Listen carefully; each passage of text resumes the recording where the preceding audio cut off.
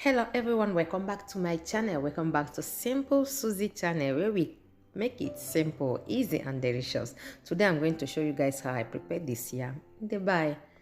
Abịakwanụ m ọzọ kene dịrị unu. Tata m egosi unu etu nsi wee si ji a. Ịma na ji nwere etu esi esi ya azụna ọka nkụ eze eji esi ji a, mana ka ngosi unu etu nsi wee si ji nke m nke bụ na ịnọ ị na-ata ya ụtọ, ọ na-ata ezigbo ụtọ. Ngwa n'ezie n'anya. Ọjị nke a ka a na-akpọ iyo nene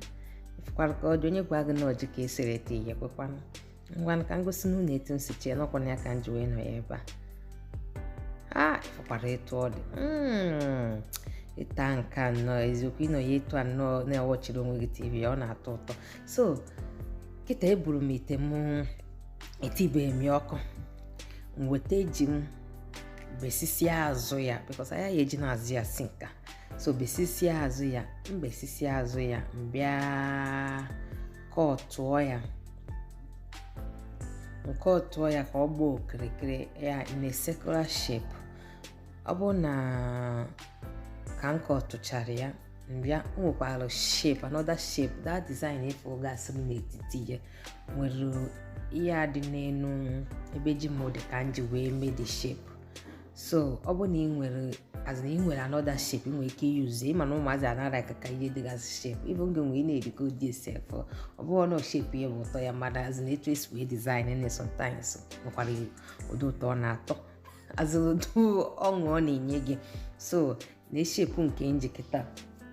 nji eme ka ngosizi na etu nsi mee ya. Mana ihe ọzọ ihe emekwa abụ na ka ị na-akọ otu ji gị azụ na etu aha ịkọtara ọgba okirikiri ya ka otu ji gị ka level ya ka o buo ibu because level ya karịa shape ahụ iji eme ya ọ ya eme ya ọ baa ọ ya apụta. Mana ebe ị na-afọsụzie ka ọ pụta ji ha nwee ike azụ na oke ọkara.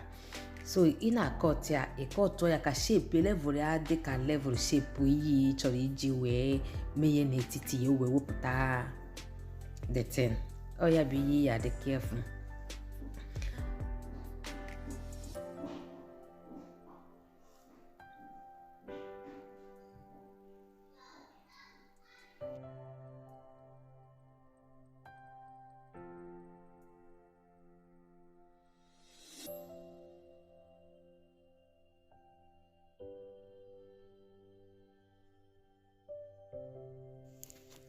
Ebe m bechagoro efu na netu shape ihe njinyegasị ya shape kịta m etisi ite m n'ọkụ gbaa ya mmiri bịa weba ji m ya tibe ji m n'ite ntichazie ya.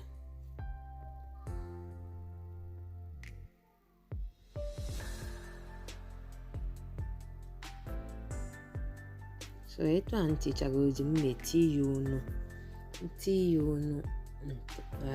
ntọnụọ ya kpuchie ya hapụ ya ka o sute obere.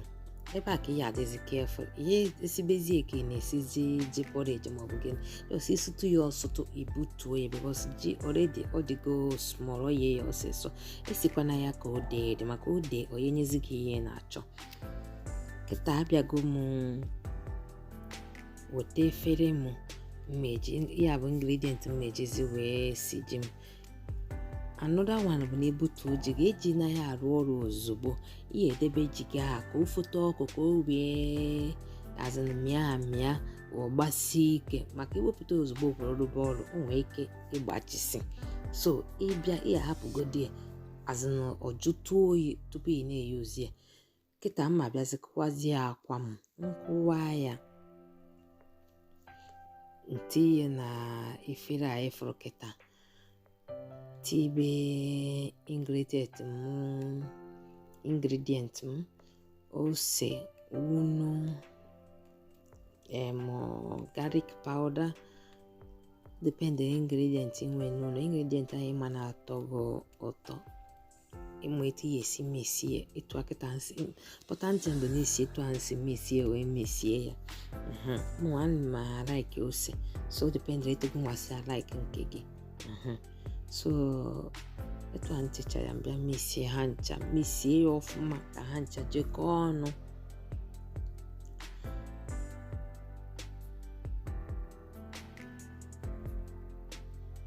ebe m mesichaziri eketa m eweta efere m tibezie frọ ntichazie ya mbịakwa tibe ma ose unu kịta unu ka ntirie ma bịa tikwa powdered pepper m as in ma garlic powder as in ihe niile ha ntiri wee mesịa kwa fia ka mmeti because na ọ bụ na ntiri ya sọsọ na akwa mbịara isi ya ya nyecha m ụtọ aha because akwa na amị and fro bịa mechie ya ụtọ ya apụta so ọ ka mma na itekwa the same ingredient na fro ka ha bụ ọnwa ike chekwa ọnụ ka ụtọ pụta kịta ntichaziri mma abịa buru ụzọ tinye na akwa nticha ya na akwa mbịa bute from tichigha ya na fro na-eme ya nwayọọ ka o nwee ike lapado n'ahụ ya ka imechara ya ebe ahụ ibuchigatakwa akwa ga-azụ tichighakwa ya na akwa nwayọọ ka fro dị na ya hapụ ịpụsị ebe imechagori idebe ya wetakwa ọzọ iweta ọzọ buru ụzọ tinye na akwa gị imesiri emesi iji tinye ya na akwa bụ ka mgbe ị na-eti fro ka o nwee ike lapado n'ahụ ji gị so etu a ntichara mbute ya tikwa ya na fro ntọnụchakwa ya mbịakwa tichigakwa ya azụ na akwa mmesiri emesi etu a ka mmesi mechaa ha ncha niile tupu mbịa yebezie ya ịma na oyiye ya ite aka maka na oledi fraud ya na ahụ pere mpe ji na onwe ya eyego so kịta mma bịazie tinye ite m n'ọkụ tinye mmanụ nri groundnut oil vegetable oil ebe ntichagoro mmanụ mma hapụ ya ka ọ bịa dịtụ ọkụ ọ dịtụ ọkụ mbịazie tibezie ihe ntọnụ azịnetu ahụ nsi mesichazie eji mbịa tibezie ya nsitụ ya mana mmanụ gị aya dịfụ ọkụ oke ka ibidoziri ihezie ya keta etu ọdịzi n'ite ihe agbadata ọkụ gị ana ọzọ ka ịgbadatachachazie ya ana maọbụ ka ịgbagochazie ya ihe agbadata ya azụ n'ọdị level onwe ike yie ọfụma and ọ ya afịa ahụ ihe 2 minutes ezigo na nke ihu ịtọnụọ ya azụ another 2 minutes maximum 5 minutes ezugo iye the thing ibutuo ya ka ọ hapụ ịgba ọkụ so etu a ka nsi megide wee mechaa ha ncha niile ịgwa gị eziokwu ọ dị akwefe ihe a na-akpọ ụtọ inwe ike iri ya etu asọsọ ya ịgbatazie mmanya gị were emebe ya enjoy so etu ọbụla esi chọọ iri ya ezinogu ma etu ya esi dị gị mma ite ihe ose ọ na-atọ ezigbo ụtọ because ose na-apụta na ya mana mụ like ka m ose ọ na-adị ụtọ